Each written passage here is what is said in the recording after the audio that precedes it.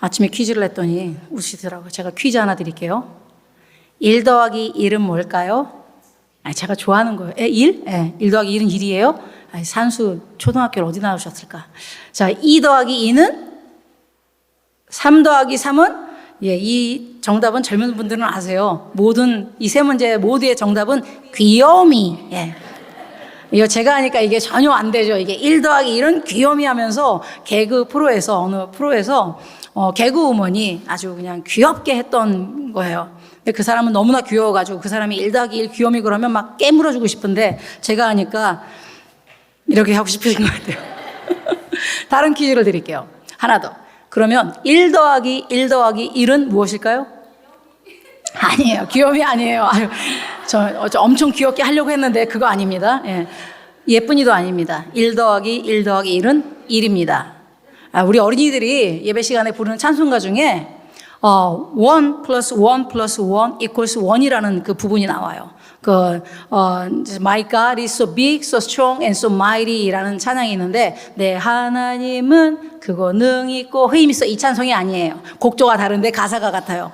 근데 여기에 보면 후렴구에 God the Spirit, God the Father, God the Son, 1 플러스 1 플러스 1 equals 1이라고 하면서 삼위일체 하나님에 대해서 부르는 찬송이에요.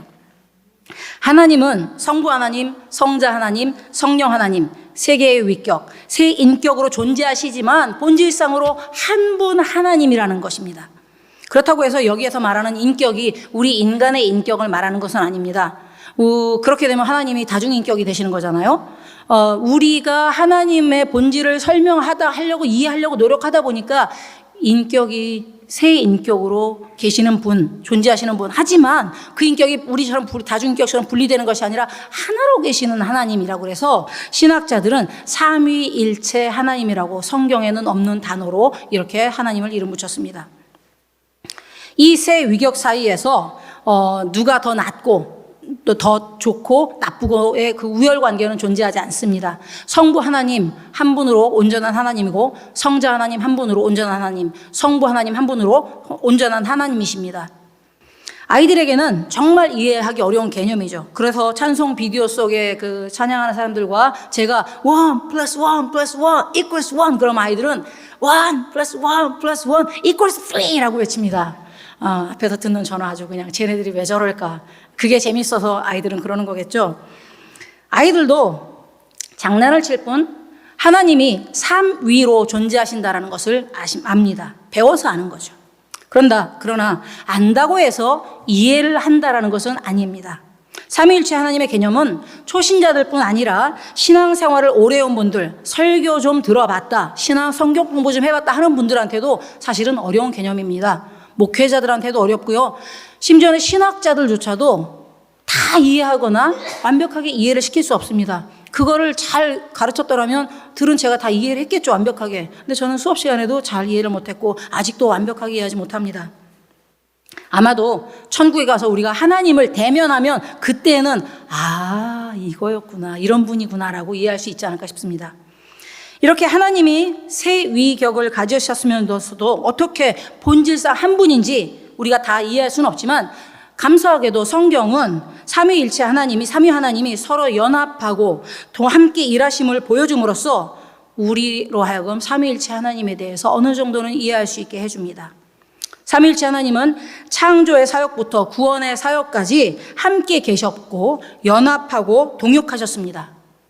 오늘 저는 삼위 하나님이 연합하고 동역하여서 하신 사역 중에서 또 다른 한 가지의 사역, 성령의 은사에 대해서 말씀을 나누고자 합니다. 성령의 은사는 신학적으로 논쟁거리가 되게 하죠. 그래서 지금도 어떤 분들은 제가 이렇게 말씀하면 저거 예민한 주제인데 라고 생각하는 분들이 있을지 모르겠어요. 이것 때문에 교단이 나뉘기도 했죠. 그리고 크리스찬들의 신앙생활에 있어서 많은 질문을 불러일으키는 주제이기도 합니다. 성령의 은사가 무엇인지에 대해서는 신약 성경에 여러 곳에서 중복되게 설명되어 있기도 하고 나와 있기도 하고 그 다음에 또 각기 다르게 나와 있기도 합니다. 로마서, 베드로전서, 에베소서, 고린도전서에 각각 성령의 은사를 설명하고 있는데요. 기록하고 있는데요. 로마서 12장과 베드로전서 4장에 나타난 은사들은 일반적인 은사들입니다. 뭐 예언의 은사, 요거는 좀 다르죠. 예언의 은사는 좀 다르지만 가르치는 은사, 봉사 또는 섬김의 은사, 교회를 다스리는 은사, 권면하고 위로하는 은사, 구제의 은사, 긍휼과 베품을 하는 긍휼을 베풀고 베푸는 은사. 이런 은사들은 예언의 은사를 제외한다면 오늘날 교회에서 성도들이 많이 사용하고 있는, 많은 성도들이 사용하고 있는 일반적인 은사입니다. 누구나 할 수 있는 일 같지만 그런데 특별히 열심히 잘하는 분들이 있죠. 어떤 분들이 이렇게 섬기시는 거 보면 저분은 정말 섬김의 은사를 받았어. 어떤 분들이 또 이렇게 가르치는 걸 보면 저 선생님 저분은 정말 가르침의 은사가 있어, 이렇게 감탄을 자아내는 분들이 있습니다. 왜 그럴까요? 그만큼 그 부분에 있어서 열심히 잘 하니까 성령께서 그분들에게 그런 은사를 주셨을 거라고 생각하는 거겠죠. 에베소서 4장은 교회 내에서 이런 은사가 아니라 은사를 사용하는 직무를 가진 사람들에 대해서, 그 직무에 대해서 기록하고 있습니다. 성령께서 어떤 믿는 사람들은 사도로 부르셨고 어떤 사람들은 선지자로, 또한 복음 전하는 자로, 목사 또는 교사로 부르셔서 그 직무를 수행하기에 적절한 필요한 은사를 부어주셨다는 것입니다. 어떤 은사들이 필요할까요? 지혜의 은사, 지식의 은사, 또는 영분별의 은사, 다스리는 은사, 가르침의 은사 당연히 필요하겠죠. 복음 전하는 은사, 또 권면하는 은사, 여러 가지 은사가 필요할 겁니다. 이와 달리 고린도전서 12장은 특별한 은사들을 대해서 얘기하고 있습니다. 고린도전서 12장 8절에서 10절은 어떤 사람에게는 성령으로 말미암아 지혜의 말씀을, 어떤 사람에게는 같은 성령을 따라 지식의 말씀을, 다른 사람에게는 같은 성령으로 믿음을, 어떤 사람에게는 한 성령으로 병 고치는 은사를, 어떤 사람에게는 능력 행함을, 어떤 사람에게는 예언함을, 어떤 사람에게는 영들 분별함을, 다른 사람에게는 각종 방언 말함을, 어떤 사람에게는 방언들 통역함을 주시나니 그랬습니다. 우리 일반적인 크리스찬들에게서는 찾아보기 힘든, 아주 있기는 있지만 찾아보기 힘든 특별한 재능들입니다. 초자연적인 재능들이죠. 이런 초자연적인 성령의 은사는 대단한 힘을 가지고 있습니다. 예수님이 승천하신 하늘나라로 올라가신 이후 120여 명의 제자들이 예루살렘의 한 집에 모여서 성령 받기를 위해서 기도하죠. 그때 성령이 임하시자 제자들이 각기 다른 방언으로, 다른 지역의 언어로 기도하기 시작했다고 그랬습니다. 말하기 시작했습니다. 그뿐 아니라 예수님께서 담대해져서 수많은 사람들에게 복음을 전할 수 있게 되었고, 예수님께서 기적을 행하셨던 것처럼 이들도 병자를 고치고 그 다음에 악한 영을 쫓아내고 죽은 사람을 살리는 기적을 행하게 되었습니다. 이 능력을 목격하고 경험한 많은 사람들은 나사렛 예수가 하나님의 아들인 것과 그가 죄가 있어서 십자가에서 죽은 것이 아니라 인간들의 죄인들을 위해서 대신 죽어주셨다는 것을 믿을 수밖에 없었습니다. 믿게 되었고 많은 사람들이 믿게 되어서 예수님의 제자가 되었습니다. 순복음 교단 들어보셨죠? 순복음 교단이 빠른 성장을 했던 이유 중에 하나가 바로 이 성령의 은사 때문이죠. 이렇게 불치병 걸렸던 사람들이 나음을 받고 막 방언으로 사람들이 얘기하고 하니까, 기도하고 하니까 안 믿을 수가 없었던 거죠. 그러면서 사람들이 점점 교회로 몰려들어서 성장을 하게 되었습니다. 물론 거기에 있어서는 무분별하게 사용하고 질서 있게 사용하지 못해서 이단의 오해를 받기도 했죠. 어쨌든 이런 은사들을 행하는 크리스찬들은 신령한 은사를 가졌다는 이유로 믿음이 아주 좋은 사람, 또는 another level, 다른 차원의 레벨의 어떤 신자처럼 여겨지기도 하고 또한 존경받기도 합니다. 이런 초자연적인 은사뿐만이 아니라 로마서, 에베소서, 베드로전서에 기록된 일반적인 은사들 모두 성령께서 주시는 것입니다. 고린도전서 12장 11절은 이 모든 일은 같은 한 성령이 행하사 그의 뜻대로 각 사람에게 나누어 주시는 것이니라고 했습니다. 성령의 은사로 번역된 헬라어는 두 가지가 있는데 그 중에 대부분이 이 카리스마타라는 그 헬라어 원어가 쓰였습니다. 이 카리스마타라는 헬라어는 선물, 기프트라는 뜻을 가지고 있습니다. 구원의 은혜가 우리에게 대가 없이 선물로 주어지는 것처럼 우리가 노력하거나 어떤 대가를 지불하고서 얻는 것이 아니라 성령께서 우리에게 선물로 주시는 것입니다. 그래서 spiritual gift, 성령으로부터 받은 선물, 성령께서 주시는 선물이라고 부릅니다. 성령께서 왜 이런 특별한 재능을 신자들에게 주시느냐? 교회 공동체의 유익을 위해서입니다. 에베소서 4장 12절은 이는 성도를 온전하게 하여 봉사의 일을 하게 하며 그리스도의 몸을 세우게 하려 하심이라고 했습니다. 그리스도의 몸인 교회를 세우기 위해서라는 거죠. 고린도전서 12장 7절은 각 사람에게 성령을 나타내심은 유익하게 하려 하심이라고 했고, 고린도전서 14장에서도 교회의 덕을 세우기 위하여 교회 공동체의 유익을 위해서 은사를 사용하라고 했습니다.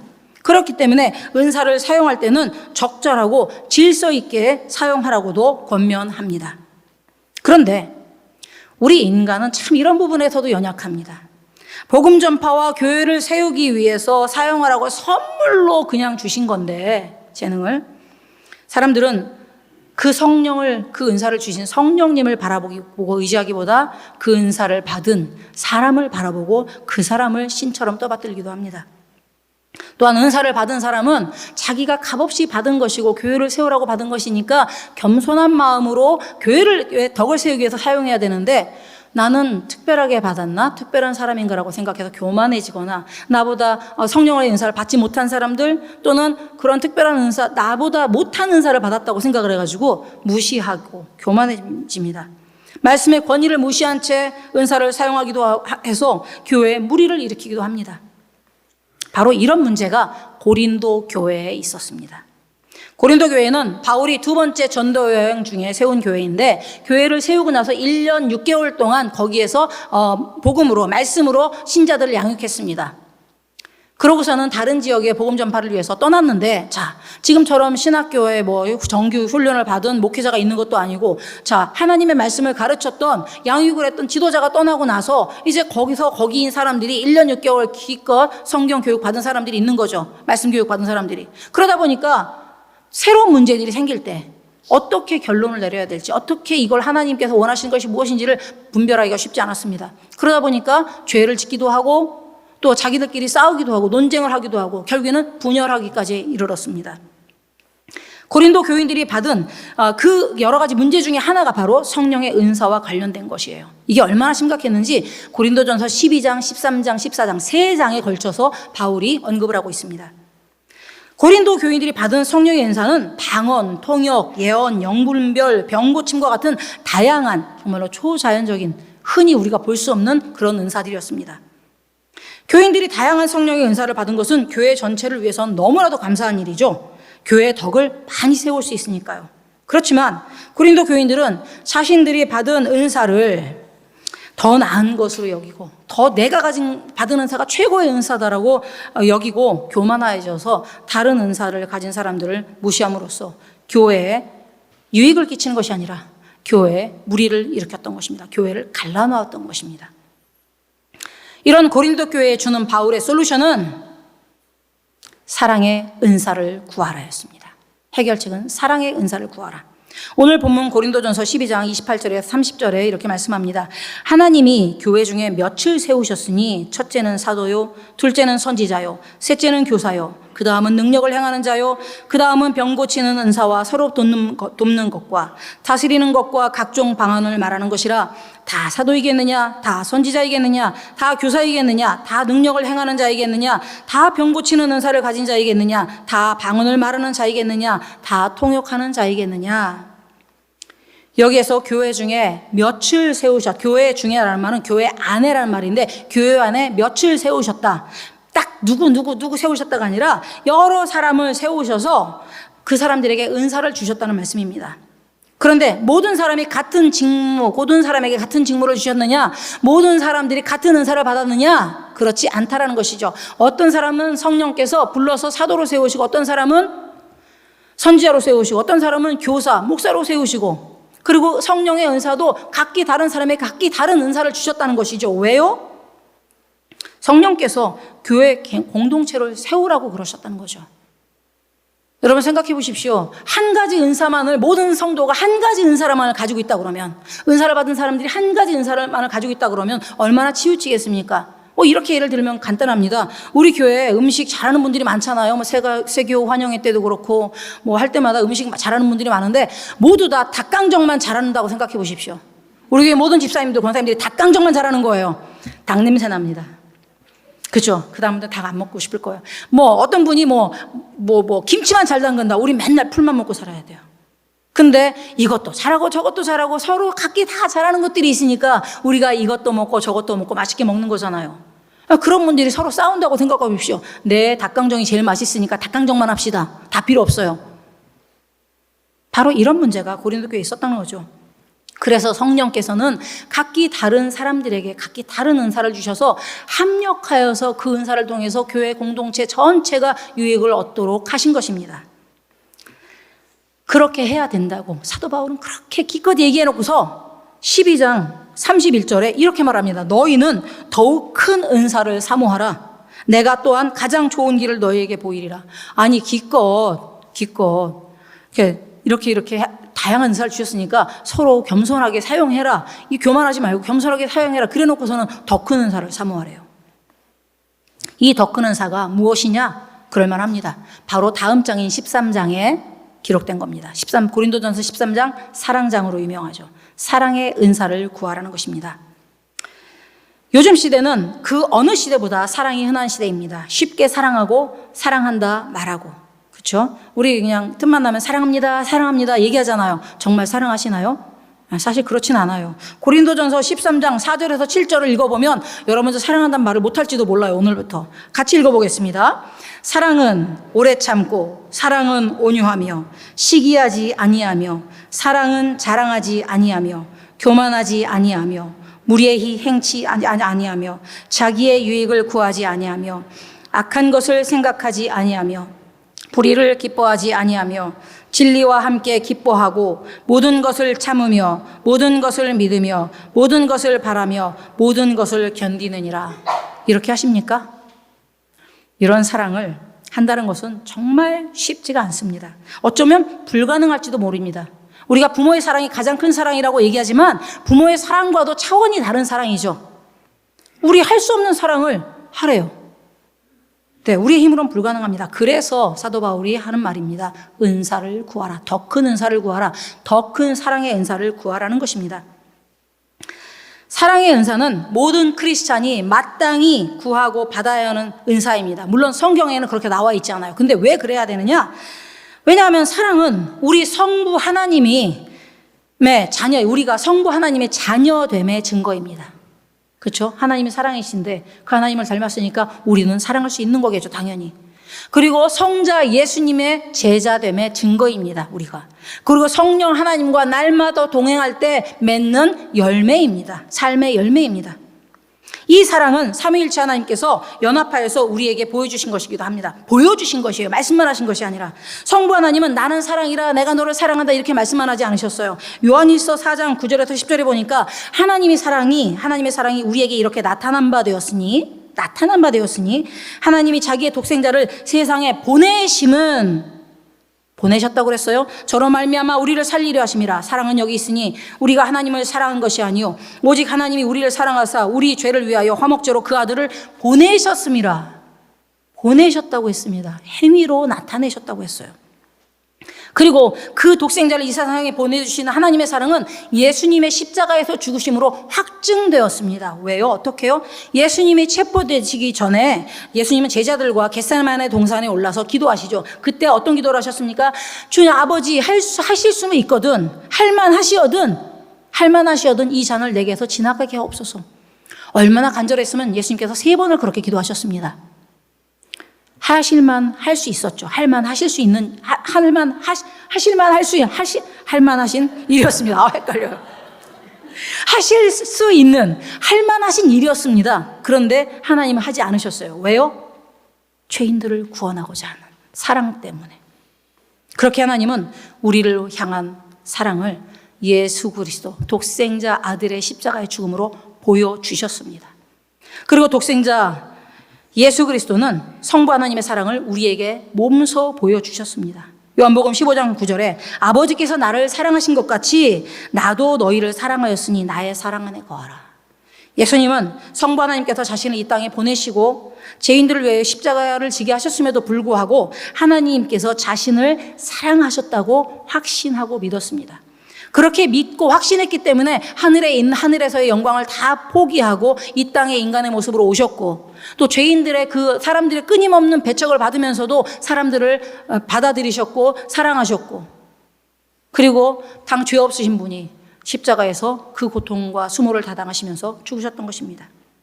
그렇게 하심으로써 하나님, 우리를 향한 하나님의 사랑을 예수님께서 증명해 보여주셨습니다. 우리를 향한 예수님 그리스도의 사랑이 없었더라면 그렇게 하지 못했겠죠. 그러면서 우리들에게도 서로 사랑하라고 말씀하십니다. 그러면 사람들이 우리가 예수 그리스도의 제자임을 알 거라고 말입니다. 그리고 성령께서는 사랑을 우리에게 은사로 주십니다. 다른 은사들은 각 사람에 따라서 성령께서 알아서 적절하게 나눠주시는데, 사랑의 은사는 구하는 모든 사람에게 주시는 은사입니다. 왜냐고요? 고린도전서 14장 1절에 보면 바울은 사랑을 추구하며 신령한 것들을 사모하되 더 특별히 예언을 하려고 노력하라라고 말씀합니다. 여기서 중요한 것은 두 가지입니다. 사랑의 은사가 다른 모든 은사의 기본이 된다는 것입니다. 사랑을 추구하며 신령한 것들을 추구하라. 다른 은사들을 추구하라는 것입니다. 다른 은사들을 추구하기 전에 사랑을 먼저 구해야 된다는 거죠. 그리고 예언을 하기 위해서 특별히 노력하라고 했던 이유는 그 당시에 예언, 이것은 미래를 예측하는 것이 아니라 하나님의 말씀을 선포하는 거예요. 하나님이 주신 말씀을 선포하는데 상당히 파워풀합니다. 하나님의 은혜가 가득합니다. 영광이 가득합니다. 그렇기 때문에 이렇게 교회의 덕을 세우기 위해서 그 당시에 대표적인 은사였던 예언을 사용하라고 했던 거예요. 결국에 한마디로 모든 은사를 교회의 덕을 세우기 위해서 사용하라는 것입니다. 그렇게 다른 은사들을 교회의 덕을 세우기 위해서 사용하려면 어떻게 해야 되느냐? 사랑의 마음을 가지고 사용해야 되는 거라는 거죠. 그런데 우리는 고린도전서 13장에 말씀하신 그 사랑을 할 수 있습니까? 우리의 힘으로? 안 된다는 거죠. 그러니까 사랑의 은사를 구하라는 겁니다. 그러면 성령께서 주신다는 겁니다. 제가 5학년 때부터 저는 순복음 교회에서 자랐습니다. 순복음 교회에서 신앙생활을 했고, 목회학도 순복음 교단의 신학대학원에서 공부했습니다. 필리핀에서 신학대학원을 다녔는데 마지막 학기, 이제 졸업을 3개월 앞두고 졸업 후를 이제 고민하게 되었습니다. 졸업 후에 한국에 돌아가면 목회를 해야 되는데, 자, 유스 미니스트리부터 시작했는데 어떻게 하면 내가 유스 미니스트리를 잘할 수 있을까 고민을 하는데, 사도행전을 많이 배웠었거든요. 많이 묵상하면서, 그래, 내가 성령의 은사를 받으면 사람들이 좋아하겠구나. 이렇게 교회가 부흥하는 역사가 막 일어났잖아요. 사람들이 막 믿었잖아요. 성령의 은사를 받으면, 병 고침의 은사? 그 정도 받으면 목회를 잘할 수 있겠구나. 어린 마음에 20대 중반에 그런 생각을 했었습니다. 그러면서 어떻게 하면 성령의 은사를 받을까를 생각을 했는데, 졸업을 앞둔 제 친구와 같이 살던 친구와 함께 어떤 2명의 학생을 알게 되었어요.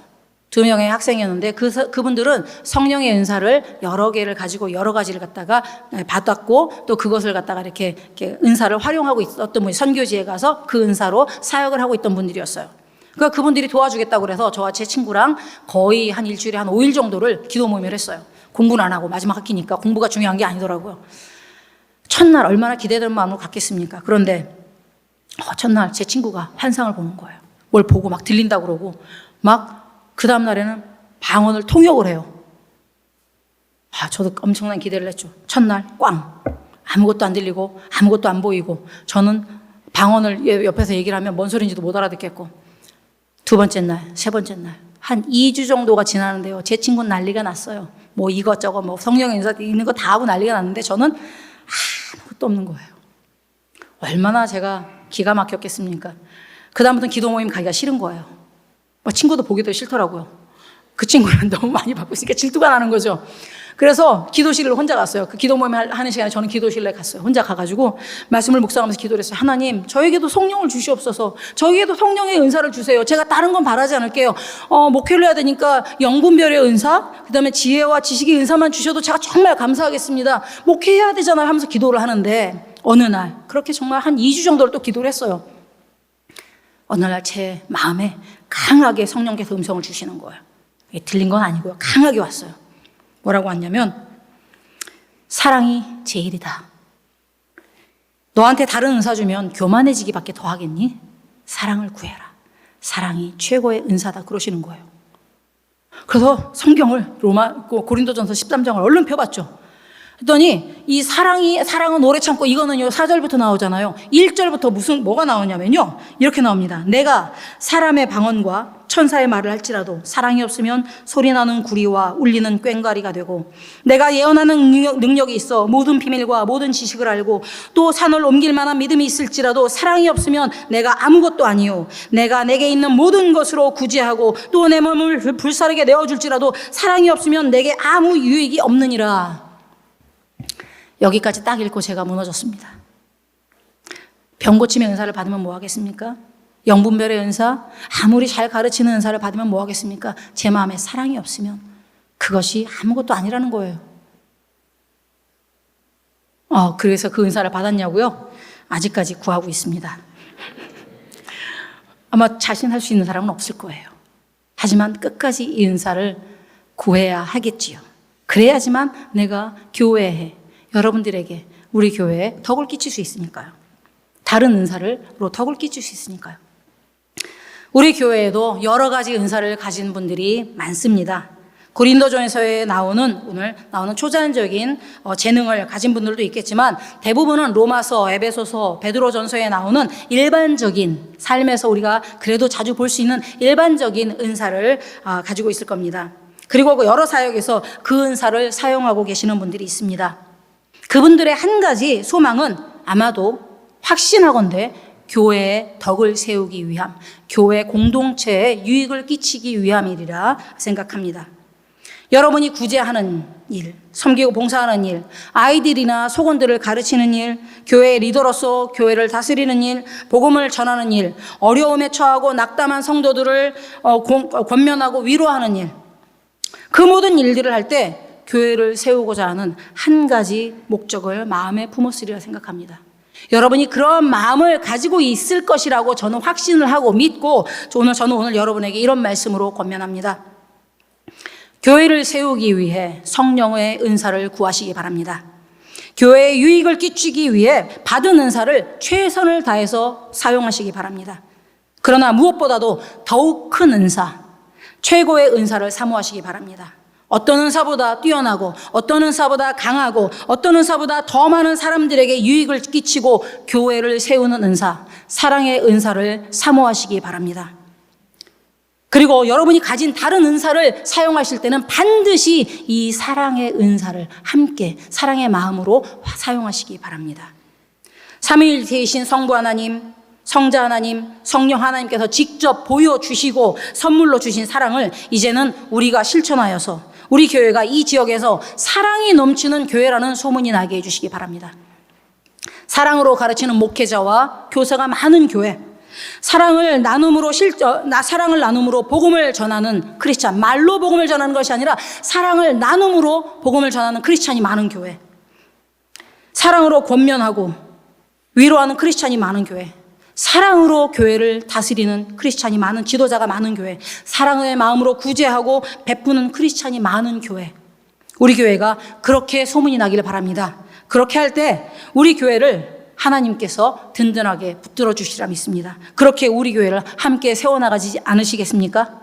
그렇게 될 때 성령께서 새로 믿는 자들의 수를 우리 교회에 날마다 새롭게 더해 주시리라 믿습니다. 그렇게 될 때 우리 교회를 통해 하나님이 영광 받으시리라 믿습니다. 기도하겠습니다.